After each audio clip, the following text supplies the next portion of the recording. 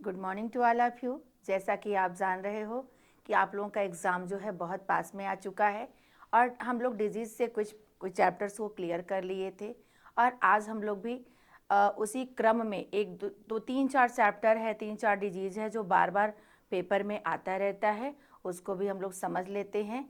आज हम लोग जो पढ़ रहे हैं जिस डिजीज़ को, वो है डायबिटीज़। डायबिटीज़ से सारे लोग परिचित। ये समझिए कि पूरा भारत ही नहीं, पूरा विश्व में ये ऐसा डायबिटीज़ एक डिजीज है जो सब में फैला हुआ है। समझ रहे हो ये क्वेश्चन कैसे बनता है, कितने प्रकार का होता है डायबिटीज़। समझ रहे हो ना, टाइप्स ऑफ डायबिटीज़ से क्वेश्चन आते हैं। क्या उसको आप अवॉइड करोगे, क्या उसको प्रोवाइड करोगे, वहीं से आपके क्वेश्चन बनते हैं। यही आपको फोकस करना है, ठीक ना, वही आपको फोकस करना है। तो हम लोग समझ लेते हैं कि डायबिटीज़ है क्या। बिल्कुल आराम आराम से चीज़ों को समझते चलते हैं और ये समझिए कि ये डायबिटीज़ जो है एक इंसुलिन हार्मोनल समस्या है।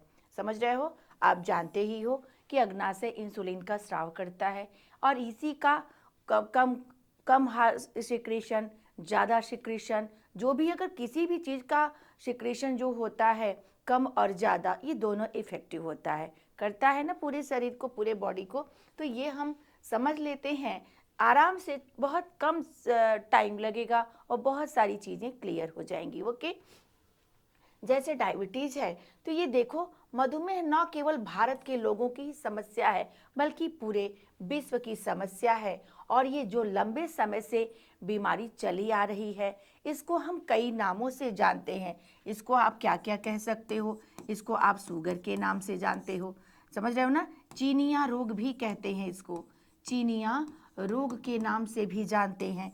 इसको हम राज रोग के नाम से भी जानते हैं, ठीक ना, राज रोग कहते हैं। समझो, चीनी की बीमारी कहते हैं, चीनी की बीमारी कहते हैं, ठीक ना, मधुमेह कहते हैं, मधुमेह कहते हैं, डायबिटीज़ कहते हैं। तो आप पढ़ ही रहे हो, समझ रहे हो ना। इसको अन्य नामों से भी जाना जाता है। और ये जान लो कि ये ऐसा रोग है जिसका जो लंबे समय तक ट्रीटमेंट करते रहते हो, लेकिन जब तक इसको थेरापिक न्यूट्रिशन नहीं करोगे, जब तक उपचार के थ्रू इसका इलाज नहीं करोगे, तब तक ये ठीक नहीं होता है। ओके, ये बस कंट्रोल रहता है, मेडिसिन लिए कंट्रोल है, अगर छोड़ दिए तो फिर वैसे ही हो जाता है। इसलिए इसका डाइट जो है वो मेंटेन करके रखा जाता है। अक्सर ये जो रोग होता है, समझ रहे हो ना, आफ्टर 30-40 के बाद ही होता है। और उसमें होता है जो बहुत ज़्यादा लोग थोड़े से हेल्दी होते हैं और बैठ के काम करते हैं, समझ रहे हो ना, तो उसको ये रोग देखने को मिलता है। समझ रहे हो, चलिए देखते हैं कि मधुमेह क्या है। इस तरह से मधुमेह को आप समझ सकते हो कि क्या होता है कि हमारे शरीर में एक इंसुलिन नामक हार्मोन होता है जिसको अग्नाशय स्राव करता है। वही जो इंसुलिन होता है, हमारे जो हम जब खाते हैं, ठीक ना, शरीर में जो भी आप स्टार्च लेते हो वो किस में कन्वर्ट होता है, ग्लूकोज में। आवश्यकता से ज़्यादा होता है तो ग्लाइकोजन के रूप में कुछ मांसपेशियों में और आपके लीवर में जाके संचित हो जाता है, ठीक ना। और जो ग्लूकोज आपको जो अवशोषित हो जाता है, वही आपके रक्त का निर्माण करता है, आपके कोशिकाओं का पोषण करता है। ओके, इतना तो क्लियर है सबको। लेकिन ये इंसुलिन जो होता है ना, यही हमारे कार्बोहाइड्रेट के मेटाबॉलिक सिस्टम में महत्वपूर्ण भूमिका निभाता है।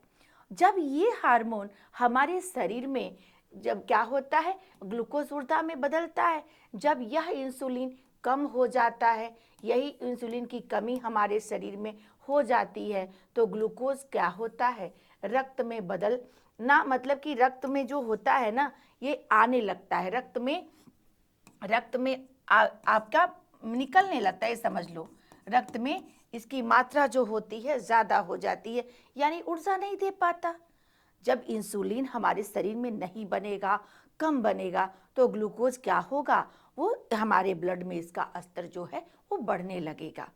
और जब स्तर बढ़ता है इसका, तो क्या हो जाता है, हमारे यूरिन में, ब्लड में इसका ये मात्रा बढ़ने लगती है, तो पास आने लगता है। अब हम उसको जांच जब कराते हैं तो समझ लेते हैं कि क्या हो गया, हमें डायबिटीज हो गया है, यानी रक्त में ग्लूकोज की मात्रा बढ़ जाती है। उसे हम क्या कहते हैं, हाइपरग्लाइसीमिया के नाम से जानते हैं।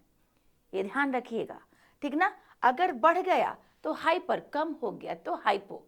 ओके, ध्यान रखिएगा इस चीज को, यहाँ से भी क्वेश्चन आता रहता है।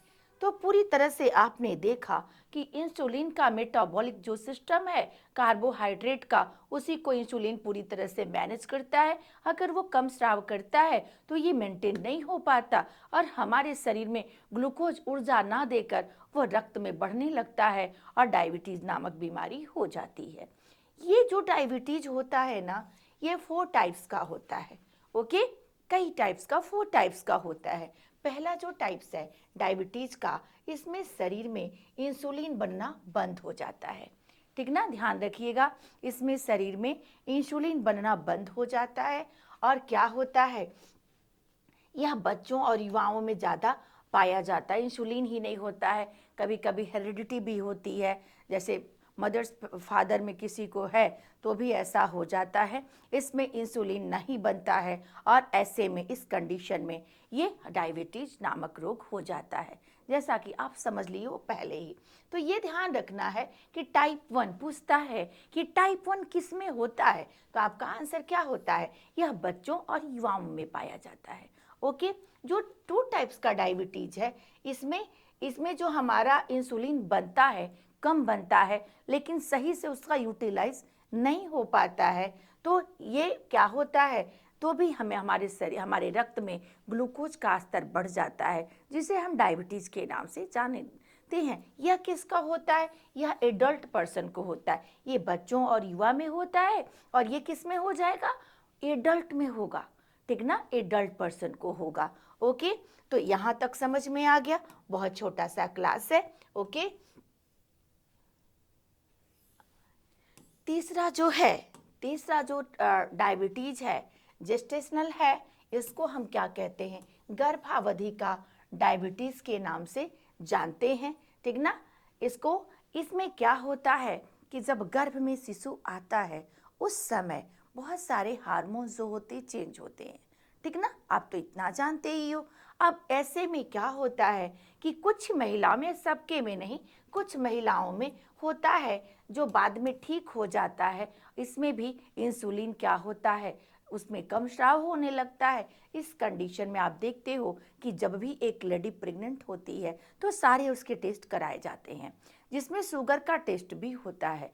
ऐसे में इस कंडीशन में अगर टेस्ट ना हो, अगर मदर्स को है, तो भ्रूण को भी होने की संभावना बन जाती है, जो बच्चा क्या होता है, टाइप 1 वाला डायबिटीज से ग्रसित होने लगता है। ओके, इसलिए इसमें भी ये सामान्य सी बात है, अक्सर हो जाता है, जिसको ट्रीटमेंट करके ख़त्म कर दिया जाता है। ये ऐसा नहीं कि लंबी अवधि तक चलेगा, ओनली ये गर्भावस्था के दौरान ही होता है।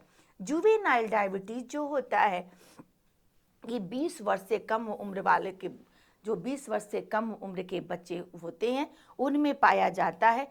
यहाँ पे क्या होता है, इंसुलिन का कम श्रावण होता है, ठीक ना। तो ये चारों को समझ लिए और चारों से क्वेश्चन बनता है। ओके, चारों से क्वेश्चन आपको मिलेगा। आप देखते यहाँ से भी बनता है, यहाँ तो सीक्वेंस करके दे देता है कि एक सूची को सेकंड सूची से मेल करिए। ओके, इसमें क्या देता है, सिम्टम्स ऑफ डायबिटीज को अगर हम देखें तो क्या हो जाता है, पहले तो ये लक्षण दिखता है पॉलीयूरिया, बार बार व्यक्ति को पेशाब होता है, ठीक ना, बार बार बहुत ज़्यादा पेशाब होता है, बहुत ज़्यादा यूरिन पास करता है और बहुत ज़्यादा प्यास लगती है। तो जो ये आपको भूख प्यास, ये तीनों जो लक्षण है ना, बहुत जल्दी, मतलब कि ये सिम्टम्स इतना फेमस है कि जैसे होने लगता है तो समझ जाना चाहिए कि व्यक्ति को डायबिटीज हो गया है। ओके, पहले उसको क्या होता है, बार बार पेशाब होता है, फिर पॉलीफेजिया है, फेजिया, पॉलीफेजिया। ओके, पॉलीफेजिया, ठीक ना, पॉलीफेजिया, इसको बना लीजिएगा, पॉलीफेजिया है। पॉलीफेजिया मतलब बार बार भूख लगती है, क्योंकि कार्बोहाइड्रेट का तो चयापचय सही से होता नहीं, जो भी होता है उसको उत्सर्जन हो जाता है जो भी खाता है, तो इसलिए उसको बार बार भूख लगती है। जो पानी पीता है वो भी बार बार उसको पेशाब लग जाती है। तो बार बार यूरिन का पास होना, बार बार भूख लगना, तो बार बार यूरिन पास होगा तो पॉलीयूरिया, बार बार भूख लगेगी तो पॉलीफेजिया, बार बार प्यास लगेगी तो पॉलीडिप्सिया। और क्या हो जाता है, बहुत ज़्यादा अगर प्यास लगती है और बहुत ज़्यादा पानी पीता है बार बार, ये पॉलीयूरिया से क्या हो जाता है, व्यक्ति का जो बॉडी है वो डिहाइड्रेट होने लगता है, पानी की शरीर में कमी होने लगती है।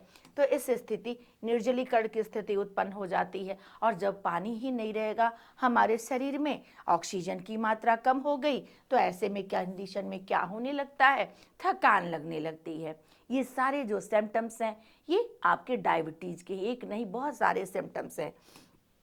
ओके, इसमें क्या होता है, सेकंड छठवें में क्या होता है, रोग प्रतिरोधक क्षमता की कमी हो जाती है। आप जान ही रहे हो, जब खाना का ही सही ढंग से पाचन नहीं होगा, कैटा एना कुछ भी नहीं हो रहा है सही ढंग से, तो ऐसे में क्या हो जाएगा, हमारे अंदर रोग प्रतिरोधक क्षमता का, इम्यूनिटी का जो पावर है उसका कम हो जाएगा, यानी इम्यूनो सिस्टम आपका बिल्कुल कमज़ोर हो जाएगा।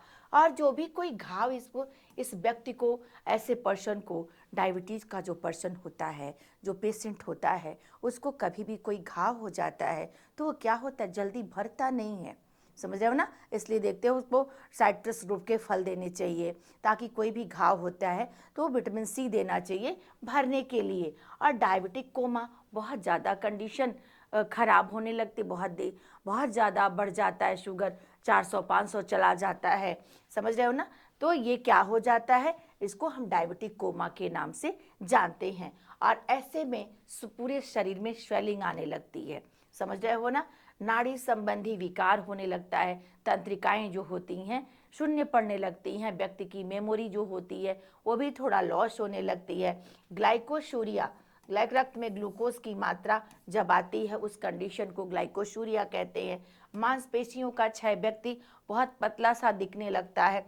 त्वचा पर घाव हो जाता है, घाव मतलब समझ रहे हो ना, ये तो घाव तो देरी से बढ़ता ही है, त्वचा पे घाव हो जाता है। और लास्ट का जो यहाँ है ना, ये गर्दन का जो साइड होता है, यहाँ पे फोड़ा होता है और एक छोटा सा फोड़ा होता है, उसके नीचे आप देखोगे ना, ऐसे ऐसे ऐसे ऐसे चारों तरफ फोड़े छोटे छोटे बन जाते, पूरा एक फोड़ा का जाल बना लेता है, जिसे हम क्या कहते हैं, कार्बंकल के नाम से जानते हैं। कार्बंकल के नाम से जानते हैं। यहाँ से भी आपको क्वेश्चन पूछा हुआ है कि कार्बंकल किस पेशेंट को होता है, तो ये डायबिटिक पेशेंट को होता है। आप समझते हो ना, इसे हिंदी वर्ड में इसको कुछ कहते हैं, हाँ, जहरबाद हुआ है, तो इसको हम क्या कहते हैं, ये पूरा फोड़े का घाव का जाल हो जाता है, जो एक नहीं ठीक होता तब तक दूसरा होने लगता है। और चूंकि डायबिटीज़ पेशेंट का जो घाव होता है ना, रक्त में ग्लूकोज है, तो इसलिए उसको जल्दी ठीक होने की संभावना नहीं रहती, बहुत देर लगता है घाव भरने में। आप देखिए, यहाँ से भी क्वेश्चन बनता है कि मधुमेह के रोगी को कितनी पौष्टिक तत्वों की क्या क्या आवश्यकता होती है। तो ऊर्जा, अगर हम कैलोरी की बात करें तो व्यक्ति क्या कार्य करता है, क्या उसका मेल है कि फीमेल है, किस एज का है, पहले तो उसका वेट कितना है, उसी के हिसाब से 5% ऊर्जा कम करके दिया जाता है। जैसे उसकी कार्यशीलता, हमेशा जब भी ऊर्जा की बात आती है तो हम आयुलिंग और उसकी क्रियाशीलता को देखकर ही आपका जो कैलोरी है उसको रिकमेंड करते हैं। ओके, आप क्या करते हैं कि ऐसे कंडीशन में उसकी कंडीशन को देखते हुए 5% बढ़ा दिया जाता है।